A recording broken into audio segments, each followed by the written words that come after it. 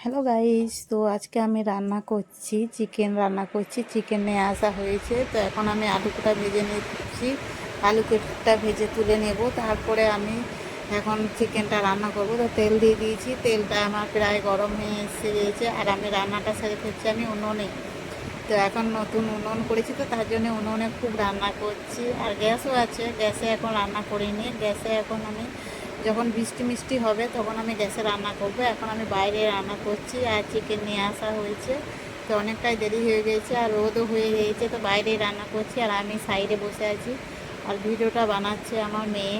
তো আমার মেয়ে মানে ভিডিও শ্যুট করছে আর আমি মানে ভিডিও বানাচ্ছি না, ভিডিও করছি, সরি।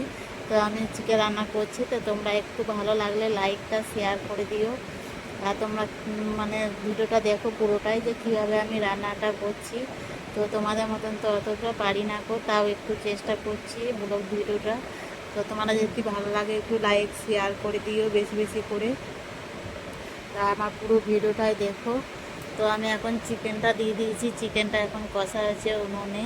তাও দেরি হয়ে গিয়েছিলো, মানে আমি একটু বন্ধনের কিস্তি দিতে গিয়েছিলাম। বন্ধনের কিস্তি দিয়ে এসে চান টান করে ঠাকুরকে জল টল দিয়ে তারপরে চিকেন নিয়ে আসা হয়েছে। চিকেন নিয়ে আসার পর তারপরে আমি এখন চিকেন রান্না করতে বসে গিয়েছি। আর ভাতটা আমার গ্যাসে হচ্ছে, গ্যাসে হয়ে গিয়েছে প্রায়। তখন আমি এখন উনুনের চিকেনটা রান্না করছি, তার জন্যে বাইরে।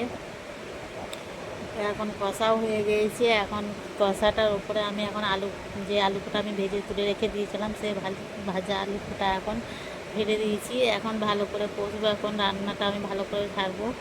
আর মানে পোলট্রির মাংস একটু যদি কষা না হয় ভালো, তাহলে একটু গ্যাস করে, তার জন্য ভালো করে কষতে হবে। আর প্রায় তরকারিটা আমার হয়ে গেছে, এখন আমি তরকারিটা নামিয়ে দেবো।